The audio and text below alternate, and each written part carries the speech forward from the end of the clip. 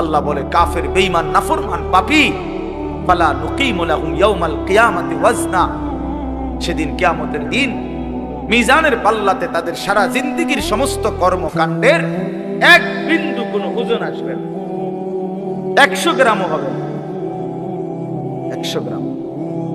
জিন্দেগিটা শুধু ভাত তরকারি আর বন বিড়ি আর চা বিস্কুট আর ভাত, ঘর বাড়ি বাজার ব্যবসা চাকরি টাকা রোজগার এর মধ্যেই শেষ করে দিচ্ছে।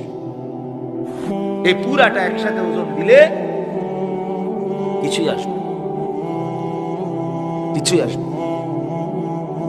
আল্লাহ তাআলা ফামান সাকুলাত মাওয়াজিনুহু ফাহুয়া ফি ঈশাতির রাদিয়া ওয়া মান খাফফাত মাওয়াজিনুহু ফাউম্মুহু হাওিয়া,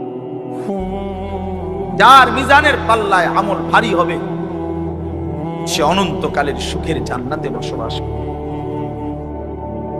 যার আমল নামায় মিজানের পাল্লা আমল নামা হালকা হবে তো সে জাহান্নামের নির্মম ভীষণ আগুনের মধ্যে নিক্ষিপ্ত। এজন্য দোস্ত সবাইরে বলি, শুধু এই এক বেলার ওয়াজ না, আল্লাহর কথা প্রতিদিন মনোযোগ দিয়ে শোনা উচিত। জুমার বয়ান দিল দিয়া শুনুন। কেন ঘুমাইবেন, কেন জুরাইবেন, কেন দুষ্টুমি করবেন?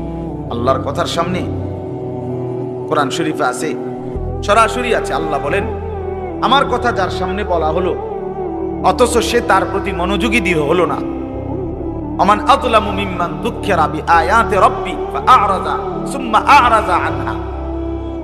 আল্লাহ বলেন আমার কথা যার সামনে পেশ করা হলো অথচ সে তার থেকে বিমুখ, মনোযোগ দিল না, আল্লাহর কসম আল্লাহ বলছে তার চাইতে বড় জালেম আর কেউ নেই। ওটা নিকৃষ্ট জালেম, ওটা সীমা লঙ্ঘনকারী বেয়াদব, যার সামনে আমার কথা বলা হচ্ছে অথচ সে আমার কথার প্রতি মনোযোগী না। কার সাথে গাদ্দারি করছিস ভাই? কার সাথে? কত বড় মালিকের কালাম, কলিজা ছিঁড়ে যাওয়ার কথা। তাকশাইরু মিনহু জুলুদুল্লাযীনা ইয়াখশাউনা রাব্বাহুম।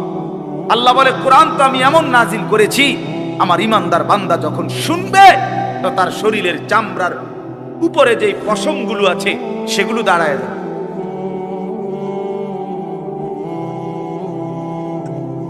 বুঝছেন? এই জন্য বাপ আমার, বন্ধু আমার, এতক্ষণ লাগাই আপনাদেরকে এই কথাটাই বুঝাইতে চেষ্টা করলাম। আজকের জন্য না, জিন্দেগি পরিবর্তনের জন্য আল্লাহর কথা দিল দিয়ে শুনতে হয়। আপনাদের গ্রামের হুজুর আর বাইরের হুজুর কোনো কথা না, আমিও গ্রামেরই। আমি কোনো মাটির তলের থেকে আসি নাই, চাঁদের দেশ থেকে আসি নাই, ঠিক কিনা বলেন না? আমিও এক গ্রামের সন্তান, তো আলামিনও এক গ্রামের সন্তান, মৌলানা ইয়াহিয়াও এক গ্রামের সন্তান, হুজুর এক গ্রামের সন্তান।